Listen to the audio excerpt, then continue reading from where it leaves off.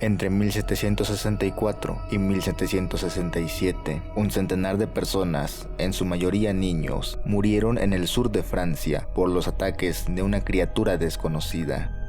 Se dijo incluso podría tratarse de un hombre lobo, la bestia de Gévaudan.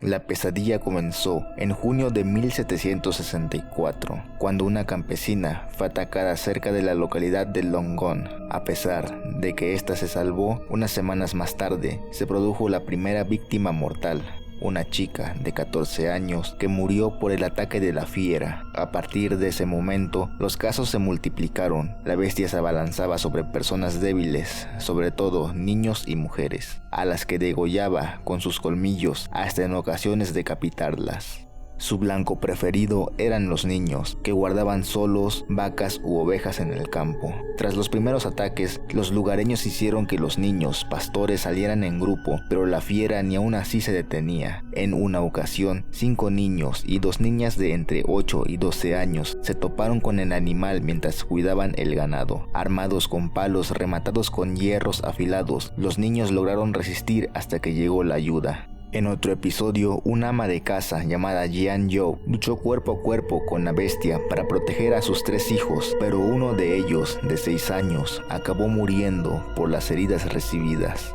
Los 3 años que duraron los ataques de la bestia fue terrible. Murió un centenar de personas y hubo unos 120 heridos. 4/5 partes de las víctimas fueron niños y adolescentes de entre 5 y 17 años. La cruel muerte de los niños extendió el pavor entre la población, y eso en un territorio de gran amplitud geográfica, en la que la bestia se movía con asombrosa rapidez. Desde un principio, se trató de acabar con la bestia. Las autoridades reclutaron primero a cazadores locales que no lograron atraparla. En noviembre de 1764, el gobernador de Languedoc envió una compañía de caballería ligera al mando del capitán Duhamel, pero casi 6 meses de rastreo se saldaron con un fracaso completo. Entretanto, la prensa había empezado a hacerse eco de los hechos y estos llegaron a conocimiento del gobierno de Luis XV, el cual consideró que tenía la obligación de restablecer la seguridad en aquella región. De este modo, en marzo de 1765, llegó al Gévaudan un experto cazador enviado por el monarca.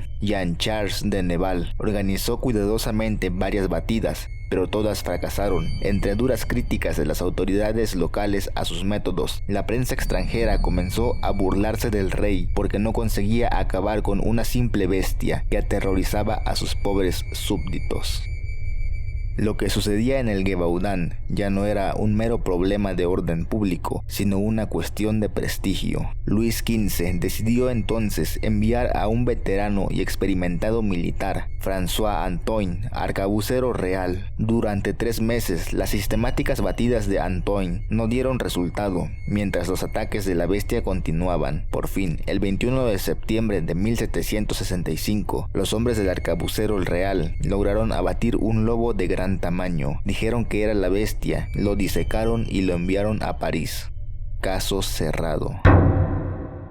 3 meses más tarde, la pesadilla se reanudó, junto con el temor a ir solo por el campo y los rumores sobre la maligna bestia que podía estar al acecho. Para agravar la situación, las autoridades habían perdido interés en el asunto, pues no querían admitir su fracaso. Los periódicos, por su parte, se olvidaron del tema.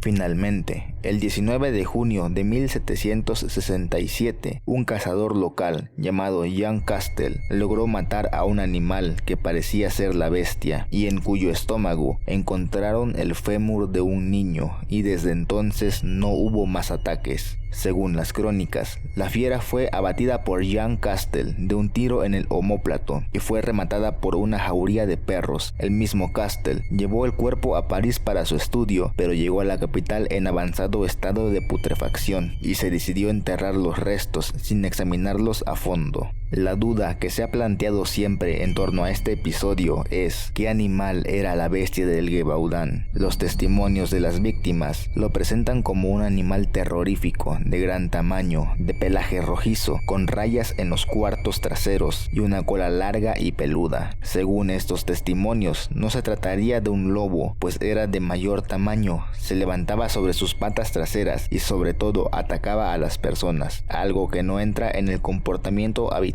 de los lobos. Entre los contemporáneos circularon tesis alternativas. Se dijo que podía ser una pantera traída de África, que se había escapado de la menagir de un noble, o una fiera amaestrada por una banda de gitanos que también se habría escapado. Algunos invocaban la figura del hombre lobo, el Loup-garou. Por otra parte, los curas de la religión invocaban en sus sermones a la bestia del Apocalipsis, que venía a castigar los pecados de los malos cristianos. Sin embargo, cabe la posibilidad de que, a fin de cuentas, la bestia del Gevaudan fuera un lobo. Jean-Marc Morisseau, especialista en la historia del lobo, ha destacado que en Francia había habido anteriormente otros episodios de lobos antropófagos, que a lo largo de varios años podían matar a decenas de personas. También, en esos casos, se hablaba de bestias. Frente a la creencia de que estos animales no atacan a los hombres, Morisseau cree que en el pasado un pequeño porcentaje de lobos pudo desarrollar prácticas antropofágicas. La diabólica bestia del Gevaudan fue uno más de estos episodios recurrentes que sembraban el terror en el campo francés.